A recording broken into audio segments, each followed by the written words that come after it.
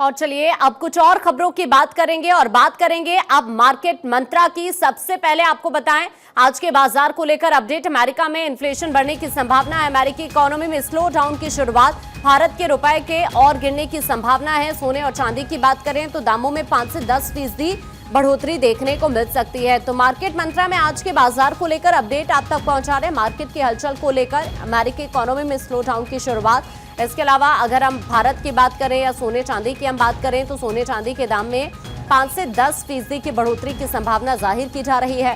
भारत के रुपये के और गिरने की संभावना भी जाहिर है। इसके अलावा अमेरिका में इन्फ्लेशन बढ़ने की संभावना जाहिर की जा रही है।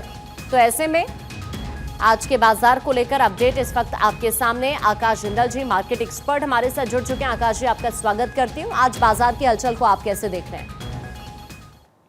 देखिए, कई चीजें आपने बिल्कुल सही कही हैं। सबसे इंपॉर्टेंट क्या है आकांक्षा जी, यूएस में जो हालात चल रहे हैं, यूएस में जैसे मेरी ऑर्गेनाइजेशन आकाश जिंदल डॉट ने आपके चैनल और तमाम चैनल पे प्रेडिक्ट किया था, इन्फ्लेशन बढ़ने का खतरा साफ दिख रहा है।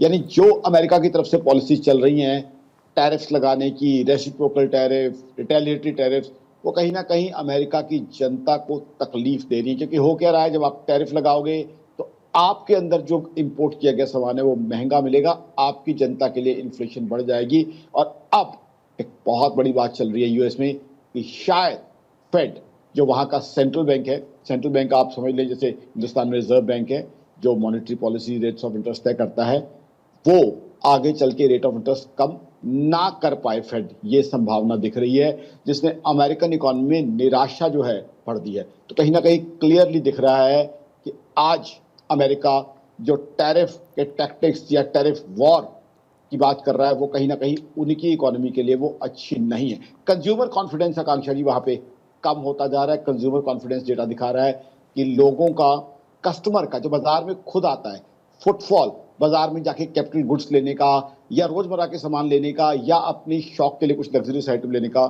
उसका इंटरेस्ट कम होता जा रहा है और वही इकोनॉमी को चलाता है। अगर कस्टमर बाजार में नहीं आएगा, खरीदेगा नहीं, मात्र असेंशियल खरीदना शुरू कर देगा, जब वो अपनी शौक की चीजें यानी 2 ड्रेसेस एडिशनल नहीं खरीदेगा, जाके रेस्टोरेंट में खाना नहीं खाएगा, जाके नई गाड़ी नहीं खरीदेगा, तब तक इकोनॉमी के चलने की संभावना बहुत कम होती है।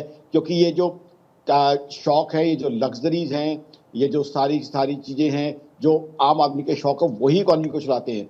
आटा, दाल, दूध कभी इकोनॉमी को नहीं चलाते। जो एसेंशियल्स हैं वो अमेरिकन इकोनॉमी को तकलीफ दे रही है। और अमेरिकन इकोनॉमी, दर्शकों को बता दूं, दुनिया की सबसे बड़ी इकोनॉमी, सबसे पावरफुल इकोनॉमी है। अगर वो इकोनॉमी दोबारा स्लो डाउन में जाती है तो ग्लोबल इकोनॉमी में स्लो डाउन आ सकता है, ये संभावना है। तो कहीं ना कहीं शायद अमेरिका को आगे चल के अपनी चीजें रिव्यू करनी पड़े।